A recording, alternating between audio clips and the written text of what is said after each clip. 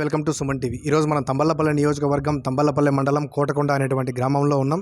ఇక్కడ 14వ తేదీ స్వాతి అనేటువంటి మైనర్ బాలిక అదృశ్యమైనటువంటి బాలిక 15వ తేదీ ఊరి శివారులో ఉన్నటువంటి పక్కనే చెరువులో మృతదేహమై కనిపించడం ఇక్కడ ఉన్నటువంటి గ్రామస్తులను చాలా కలిచివేసేటువంటి సన్నివేశం కనపడుతోంది. అదేవిధంగా ఈ యొక్క బాలిక మృతిపైన అనేకమైనటువంటి అనుమానాలు ఉన్నాయి అని చెప్పేసి తల్లిదండ్రులు కూడా వాపోతున్నారు. వారిని అడిగి మరిన్ని విషయాలు తెలుసుకునేటువంటి ప్రయత్నం అయితే చేద్దాం రండి. అన్ని రకాల చర్మ సమస్యలకు శాశ్వత పరిష్కారం ఈ శ్రీత 9281458181. మృతదేహం లభ్యమైనటువంటి ప్రదేశం కూడా ఇక్కడ మనం చూస్తున్నాం. దాదాపుగా ఇక్కడ నుంచి ఒక 25 అడుగుల దూరంలో ఉన్నటువంటి ఆ యొక్క గడ్డ కనిపిస్తుంది కదా, ఆ గడ్డ దగ్గరే ఈ యొక్క మృతదేహం లభించిందని చెప్పేసి గ్రామస్తులందరూ కూడా తెలియజేసేటువంటి ప్రయత్నం అయితే చేస్తున్నారు. అక్కడ ఎందుకు జరిగింది, అసలు కనీసం ఒక మనిషి కూడా మునగలేనటువంటి ప్రదేశం ఇది. కనీస లోతు అంటే ఇక్కడ వరకు వస్తుంది. ఆ లోతులో ఈ యొక్క డెడ్ బాడీ దొరకడం అనేది చాలా అనుమానం, ప్రజలందరికీ చాలా అనుమానంగా ఉంది.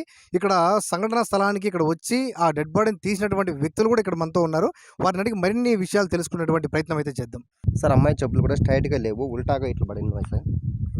ఇట్లా పడినాయి, ఇట్లా ఉల్టాగా పడినాయి. 2 రూపీస్ క్యాన్స్, మొబైల్ వచ్చి బోర్లు పడినది. ఇక్కడ నుంచి అంత ప్రిలేస్ వరకు మొత్తం ఇంత లోతే వస్తుంది సార్, అమౌంట్ లోతు.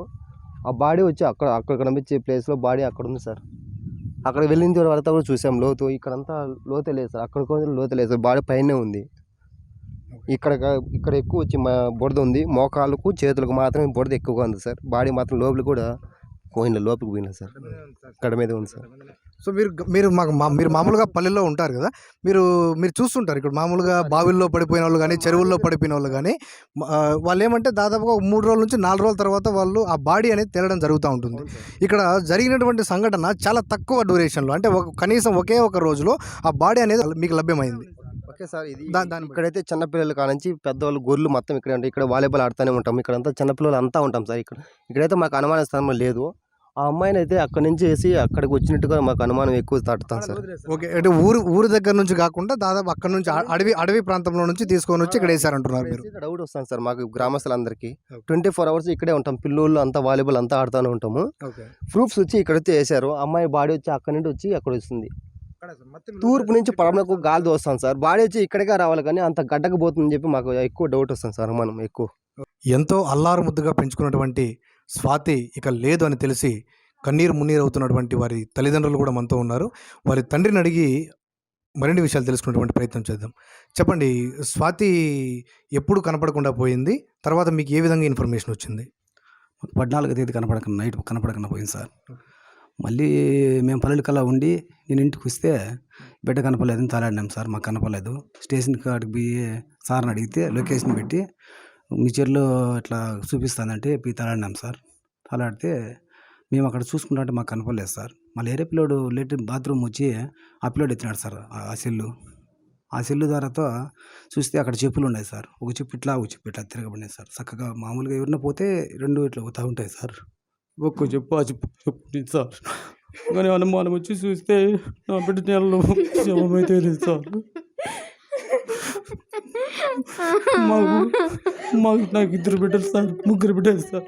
వాడు కొడుకు, 2 కూతురు సార్. మాకు అన్యాయం జరిగినాయి సార్. అమ్మాయికి ఎవరు చంపేనారు సార్, మాకు న్యాయం చేయండి సార్, మీకు దండం పెడతా. మీరు న్యాయం చేసేసారు. ఆ మొన్నలు ఎవరు పిలుచుకొని చేశారు, వాళ్ళంతా నాశనం అయిపోవాలి సార్.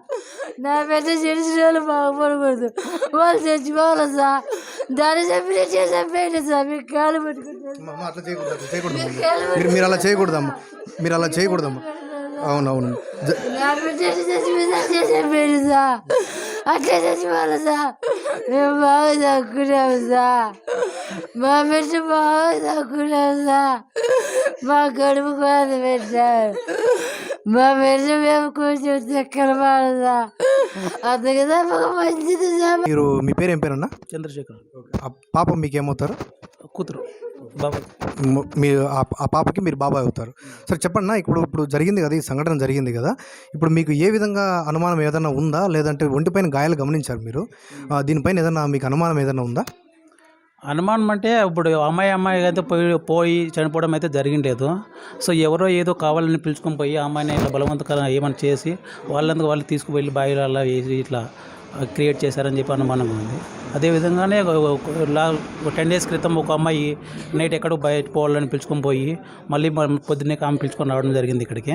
ఆ రోజు కూడా ఇలాగే మాకు మార్నింగ్ కనపడి మేము ప్రయత్నించినాము.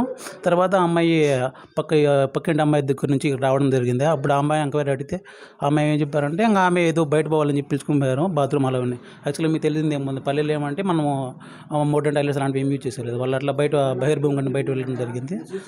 వాళ్ళు అలా చెప్పారు. తర్వాత ఆమె ఏమైందంటే ఆమె మళ్ళీ నైట్ 10 o'clock అక్కడ తీసుకువెళ్ళడం జరిగింది. మళ్ళీ ఒక 3-4 o'clock పిలుచుకురావడం జరిగింది ఆమెని.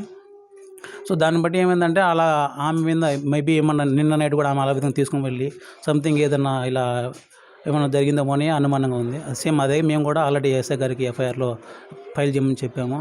అదేవిధంగా వేరే ఏమన్నా ఆల్రెడీ ఇంతమంది ఇలా జరిగిందంటే ఏమన్నా ఆ మొబైల్ ద్వారా ఏమన్నా మొబైల్ ట్రేస్ చేసి మేము చెక్ చేయడం ఏంటంటే మొబైల్ చూసి మొబైల్లో ఆ నైట్ జరిగిన మొబైల్లో కన్వర్జేషన్ వల్ల ఏమన్నా మాకు క్లూ దొరుకుతుంది ట్రై చేసాము. బట్ ఆ నెంబర్లు అయితే ఏం లేవు, డిలీట్ అయిపోయినాయి. సో దాన్ని బట్టి వాళ్ళకి ఏం చేసామంటే కాల్ డేటా బ్యాకప్ చేసి ఏమన్నా మేబీ ఇక్కడ నుంచి EMI దగ్గర నుంచి అవుట్ గోయింగ్ కానీ ఈ మొబైల్ నుంచి అక్కడి నుంచి ఏమన్నా వేరే మొబైల్ ఏమన్నా అవుట్ గోయింగ్ ఇన్కమింగ్ వచ్చి చెక్ చేసి మాకు ఏదైనా క్లూ ప్రొవైడ్ చేయమని చెప్పాము. అలాగే ఏదైనా పోస్ట్ మార్టం అయిన తర్వాత మేబీ ఏమన్నా దాంట్లో ఏమన్నా ఫింగర్ ప్రింట్స్ బయట తీసి లేడీస్ ఉన్నాయా జెంట్స్ ఉన్నాయా, ఒకవేళ ఒకరివే ఉన్నాయా లేకపోతే 2-3 ఉన్నాయా తీసుకొని సో దాంట్లో ఉన్న వాళ్ళని బయటకు లాగాలని చెప్పి చూస్తున్నాం. ఎందుకంటే సేమ్ ఆ ఏజ్ గల వాళ్ళు ఇక్కడ పల్లెల్లో చాలామంది ఉన్నారు అనమాట. ఈరోజు ఏమన్నా జరిగింది రేపు ఇంకొకరు జరగచ్చు కదా. సంథింగ్ ఏదో ఒక నిజాన్ని బయట తీసుకొచ్చే ఇలాంటి జరగకూడదని చెప్పేసి